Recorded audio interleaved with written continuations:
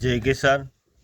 તો ખેડૂત મિત્રો, ચિંતાના સમાચાર છે, કારણ કે જે થવા જઈ રહ્યું છે તે ઘાતક સાબિત થાય એવી એક શક્યતા, ખાસ તો અલનીનો અને નાનીનો, જે હવાના ગરમ, ઠંડા અને ભેજવાળા જે પટ્ટા હોય છે, જે પ્રશાંત મહાસાગરમાં બનતા હોય છે, ત્યાંથી તે આપણા ભારત ઉપર ચોમાસું સારું કે નબળું તેના ઉપર આધારિત હોય છે.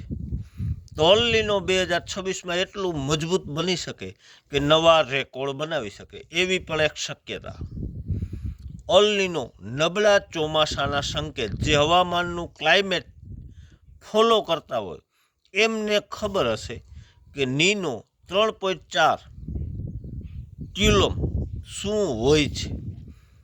આ બેઝિકલી અલનીની તાકાત માપવાનું મોડેલ છે અને અત્યારે સુધીનું જે સૌથી મજબૂત આક્રમક ક્યુલ્સ કહેવામાં આવે છે, જે ઘણું બધું ખતરનાક છે. તેમાં કુલ જે 51 હોય તેમાંથી લગભગ બધા જ એસેમ્બલ મેમ્બર તો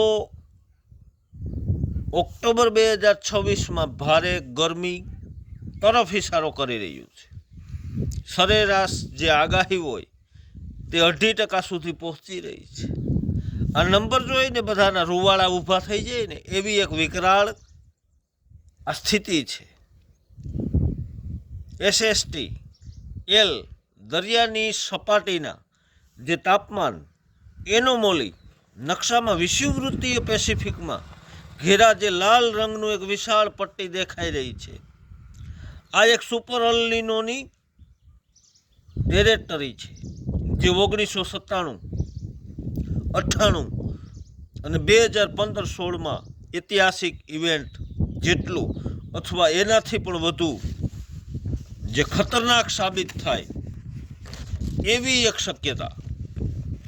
અને બિલકુલ નવું યુરો સિઝન મોડલ પણ કન્ફર્મ કરી રહ્યું છે આ ઉનાળામાં સુપર અલનીનો ડેવલપ થઈ શકે, જે 1982, 1997 અને 2015ના જે ઇવેન્ટને ટક્કર આપી શકે એવો અને રેકોર્ડ બનાવે, જે ઇતિહાસનો સૌથી મજબૂત બનવાની પૂરેપૂરી એક ક્ષમતા ધરાવે છે.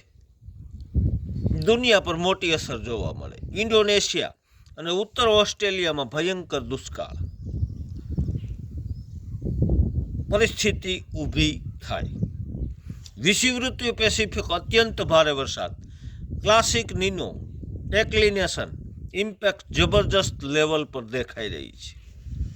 એટલાન્ટિક હરિકેન સિઝનની વાત કરીએ તો અલનીનો ઇવેન્ટ દરમિયાન સામાન્ય એટલાન્ટિક બેસિનમાં હરિકેન સિઝન નબળી છે. AMO SST એ નિફગિરેશન પણ આ જ વાત કરી રહ્યું છે, આ પણ કન્ફર્મ કરી રહ્યું છે. તો સૌથી ગરમ સબ ટ્રોપિકલ એટલાન્ટિકમાં કેન્દ્રિત છે અને ઉષ્ણ કટિબંધના વરસાદ ઓછો રહેવાની એનો જે માલિદ દેખાઈ રહ્યું. અલનીનો સંબંધિત સબસાઇન્સ અને વિન્ડ શિયર એટલાન્ટિકમાં ડોમિનેન્સ રહેશે, જેના કારણે 2015 પછી સૌથી શાંત હરિકેન સિઝન જોવા મળે એવી શક્યતા. હવે ભારત ઉપર શું થઈ શકે આની અસર?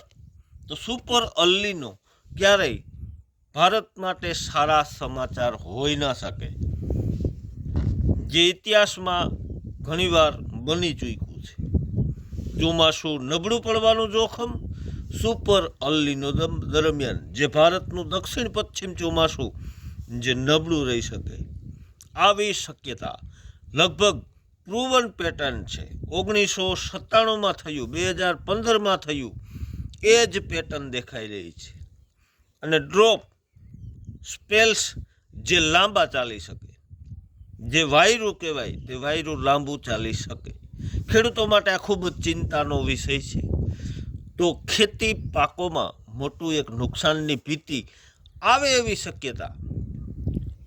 હવે જે વાત છે કે અલનીનો ચોમાસું ઓછું રહેશે, જનરલ જે પેટર્ન છે પણ ઘણીવાર જે ઉત્તર પૂર્વ ભારત, જે કેરેબિયન દરિયાકાંઠા વિસ્તારમાં અચાનક એક જે એક્સ્ટ્રીમલી બનતી હોય કે જે ભારે વરસાદ અને પૂર પણ આપી શકે, એટલે ઓછો વરસાદનો એવો મતલબ કે યુનિફોર્મ ઓછી નહીં, અનઇવન વિતરણ, ક્યાંક અતિ, ક્યાંક સાવ નહીં, ક્યાંક સૂકું, ક્યાંક પૂર.